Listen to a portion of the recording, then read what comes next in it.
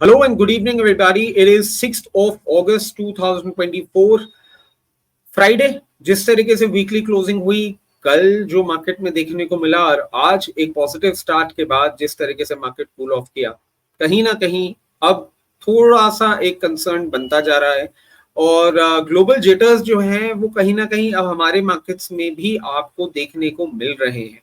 तो आज का जो डिस्कशन है, आज का जो हम लेट इवनिंग अपडेट या लेट इवनिंग इंटरेक्शन आपके साथ करने जा रहे हैं, वो ऐसे मार्केट सिचुएशंस में क्या करना चाहिए, उसके बारे में आपसे हम डिस्कस करेंगे। तो देखिए, एक चीज है, चाहे यूएस का रिसेशन हो, चाहे जापान का कैरी ऑफ ट्रेड हो, चाहे इजराइल की तरफ से इशू हो, रशिया यूक्रेन हो, या अभी कल लेट नाइट जो बांग्लादेश की तरफ से डेवलपमेंट देखने को मिले हैं वो हो, हम अब थोड़ी सी प्रॉब्लम में आ रहे हैं। मगर इसमें एक पॉइंट बड़ा क्लियर है कि लॉन्गर टर्म व्यू लेके अगर हम चल रहे हैं तो इंडिया ग्रोथ स्टोरी पे कोई क्वेश्चन नहीं है। हम अपने मार्केट्स के लिए, अपने कंजम्पशन स्टोरी के लिए, अपने बिजनेसेस के लिए कॉन्फिडेंट हैं। बट हाँ, कहीं ना कहीं अगर इंटरनेशनल फोरम पे, इंटरनेशनल लेवल पे आपको प्रॉब्लम्स दिखेंगी तो because we are so connected globally और इतनी सारे सेक्टर्स, इतनी सारी चीजें इंटरकनेक्टेड हैं कि कहीं ना कहीं हमको भी प्रॉब्लम फेस होने को देखी जा सकती है। अब आप देखें कि जापान जो कि 20% और करेक्शन कर दिया अपना, कल तक का डेटा अगर हम देखें, और ये 20% जनरेट करने में जापान को और 8 मंथ्स लगे थे। तो ये एक समझने वाली बात है कि अगर आप कोई रिटर्न रजिस्टर कर रहे हैं, वो रिटर्न को बुक करना भी इक्वली इंपॉर्टेंट है, जो आजकल हम देख रहे हैं हम नहीं कर रहे हैं। अब इसका मैं आपको एक बहुत क्लियर एग्जांपल देता हूं कि हमें सेक्टर और कुछ एक स्टॉक्स हैं जो कंप्लीटली अब अवॉइड कर देने चाहिए, क्योंकि उनकी वैल्यूएशंस ऐसी हो गई हैं, वो सेक्टर्स इतने ज्यादा मूव कर गए हैं कि अब इन लेवल्स पे अगर आप उसमें इन्वेस्टमेंट इनिशिएट करने की बात कर रहे हैं तो देयर इज अ पॉसिबिलिटी कि आप एक लॉन्ग टर्म, अगर वो करेक्ट करते हैं सेक्टर्स, तो लॉन्ग टर्म आपका इन्वेस्टमेंट रह जाता है without returns, even though there is another possibility कि आप नेगेटिव रिटर्न्स जनरेट करें कुछ सालों के लिए।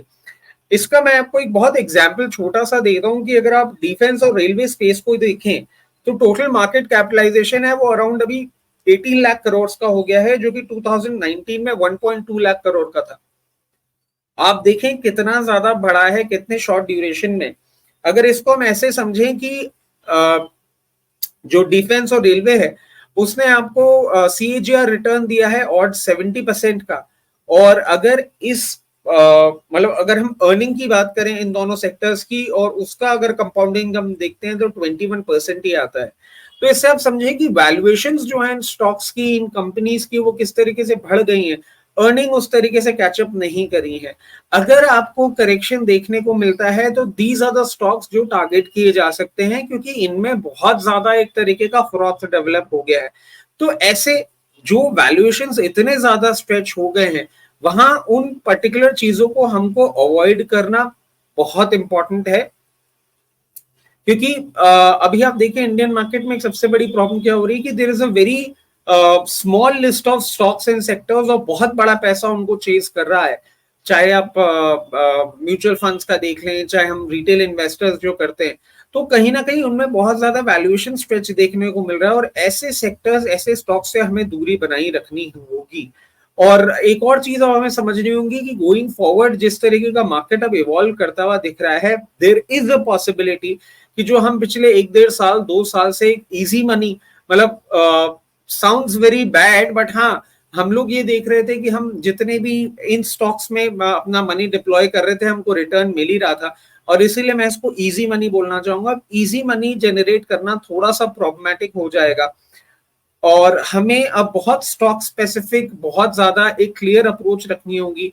हमें वैल्यूएशंस को भी कंसिडर करके चलना होगा, और ये भी देखना होगा कि ऐसे स्टॉक्स में से थोड़ा दूर रहें जिनमें बहुत ज्यादा फ्रॉथ है।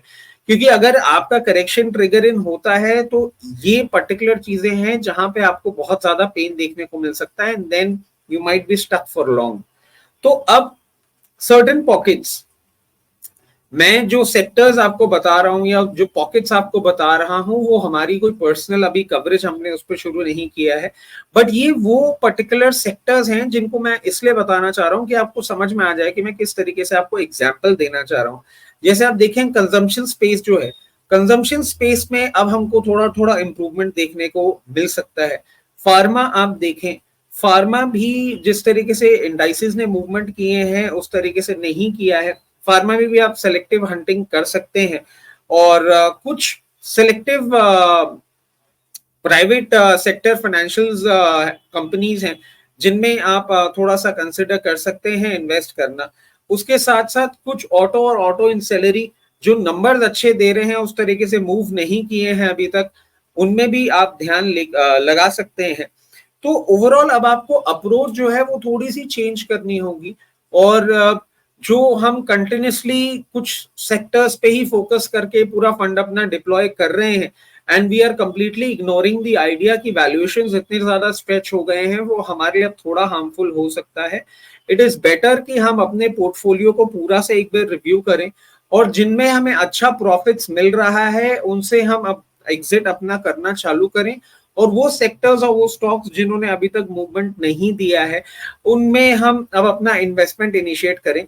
ये पर्टिकुलर डिस्कशन, ये पर्टिकुलर आइडिया जो मैं आपको दे रहा हूँ ये बिल्कुल भी डराने के लिए नहीं है, but the only thing is that we have to be cautious and we need to understand कि अगर करेक्शन अब आएगा या उस तरीके से मार्केट मूव नहीं करेगा तो we should be well prepared.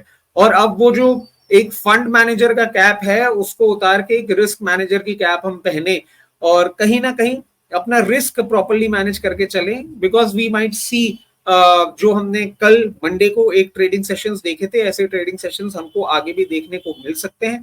तो प्लीज बी वेल प्रिपेयर्ड और जहां आपको अच्छे प्रॉफिट्स मिल रहे हैं वहां से बुक करके we should start targeting the other sectors which have not performed and which are potent to perform. तो चलिए, this was all for today.